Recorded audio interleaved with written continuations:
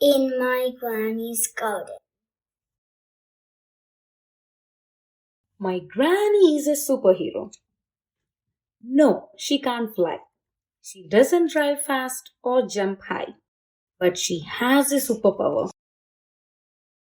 My granny grows real food. In the city, we get our food at the grocery store. But my granny lives in the country, and when I stay with her, we get our food from her garden. She says the country is the place where our food used to live before it got to the grocery store. She can grow everything I like to eat right in her own backyard. Corn, green beans, collard greens, cabbage, yellow squash, hot peppers, sweet peppers, pole beans, bright red tomatoes. She even has a blackberry patch. Whatever you like to eat at home, I will bet my granny could grow that too. And it would be the best you ever had. I tell her it's because she's a superhero. Granny says it's because she picks her tomatoes when you can still taste the sunshine in them. She gathers her collard greens when the dew is still making diamonds on their leaves. She brings her blackberries in after they have been kissed by summer rain. She harvested her corn when it can't get any sweeter, and her chili peppers when they are so red they even look hot. Every morning, we go to the garden to pull out the weeds and pick off any bugs we find. Sometimes Granny tells me how to grow things while we work. She says, you plant in the spring when the ground is soft.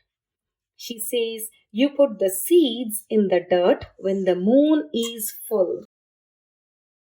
I always listen so that one day I can have a garden of my own because Granny says living in the city is no excuse not to grow something.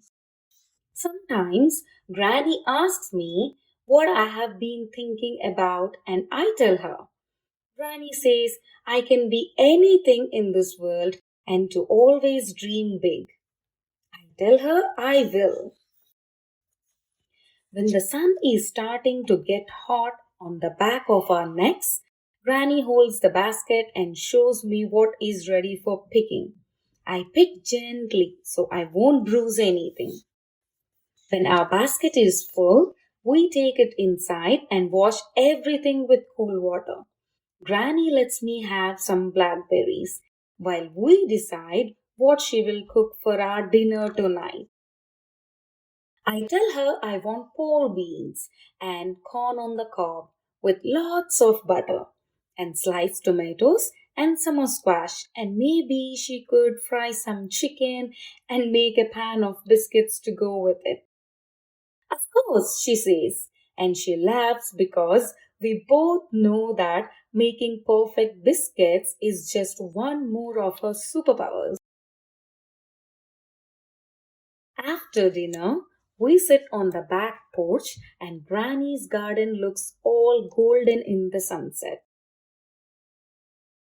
You won't see anything like this in the grocery store, Granny says, and she kisses the top of my head because her other superpower is love.